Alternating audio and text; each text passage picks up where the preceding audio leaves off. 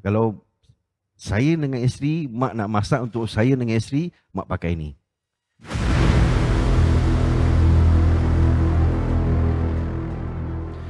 Pengalaman saya bawa bergaul dengan mualaf-mualaf yang di luar sana, yang saya dah pernah bawa pergi umrah, ada 3 perkara yang sebenarnya menghantui mereka yang belum Islam masuk Islam.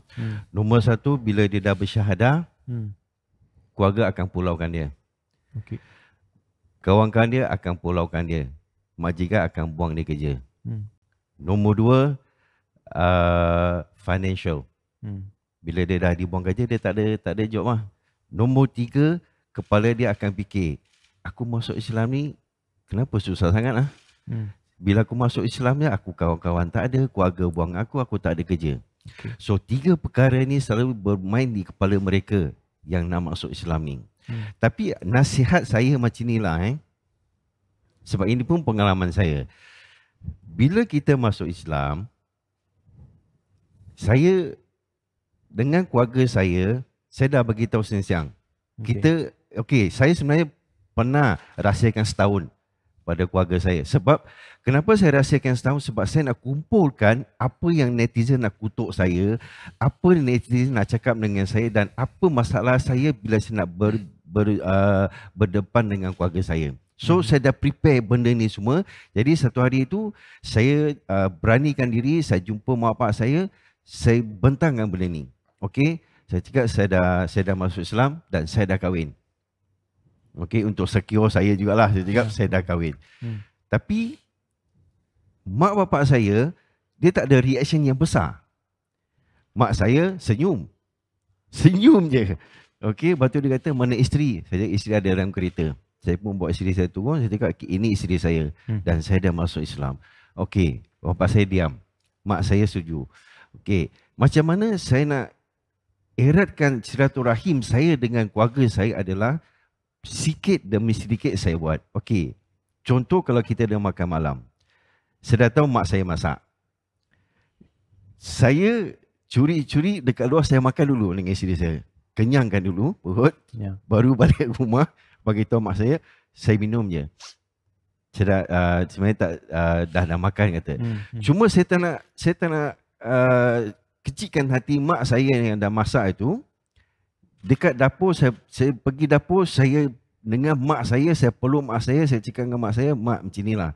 Saya bukan tak nak makan apa yang mak masak. Daripada kecil sampai sekarang, sampai umur saya dah 52 tahun, saya memang makanan mak yang terbaik. Tetapi mak kena faham, saya dah masuk Islam. Isteri saya dah Islam. Isteri saya tak boleh masuk, tak boleh. Dia bukan tak boleh makan, tetapi ada cara kalau nak makan. Boleh tak kalau saya beli kuali sendiri, beli semua barulah. Kalau saya dengan isteri, mak nak masak untuk saya dengan isteri, mak pakai ni. Mak saya faham. Mak saya kata, okey, tak apa. Nanti lain kali saya masak, saya pakai ni. So itu cara untuk kita berdakwah keluarga kita. Tapi kata Nabi SAW, dakwah yang paling susah adalah keluarga kita sendiri. Itu. So tapi saya belajar. Saya cakap, saya selotong dengan mak saya faham. Dan keluarga saya faham. Sebab tu saya cakap, saya dengan keluarga saya tak ada masalah. Netizen ada masalah dengan saya. Jadi yang baru masuk Islam ni, kita selalu kena sokong dia, kita kena bimbing dia, kita kena didik dia dengan cara yang baik. Contohlah, okey, orang yang bukan Islam tak baca Quran. Orang yang bukan Islam tak baca hadis. Siapa yang baca hadis dan Quran? Orang Islam kan?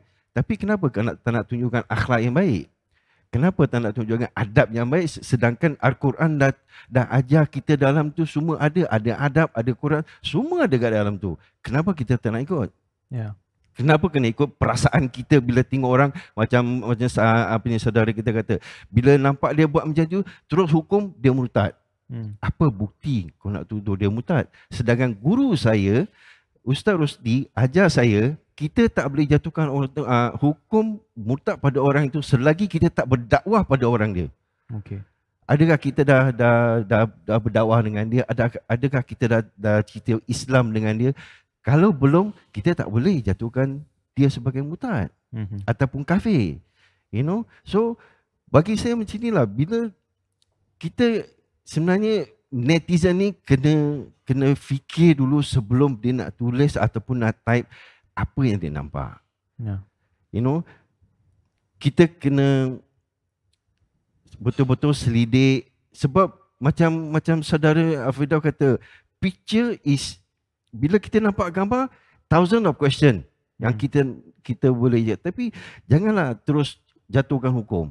You know, kita dengar dulu macam kes yang hockey player tu. Adakah kita betul-betul tahu yang dia redha buat benda tu semua dengan pusingnya, dengan sujud? Adakah dia redha buat? Kalau dia tak redha, dengan hati yang berat dia buat, disebabkan dia di negeri orang. Dia tak boleh nak buat apa sebab dia seorang saja yang Muslim. Yang lain semua bukan. So nak tak nak, dia kena ikut suami dia. Dia taat dengan suami dia, tetapi dia tetap taat dengan Allah. Apa yang dia buat tu dengan hati yang berat, bukan dia redha.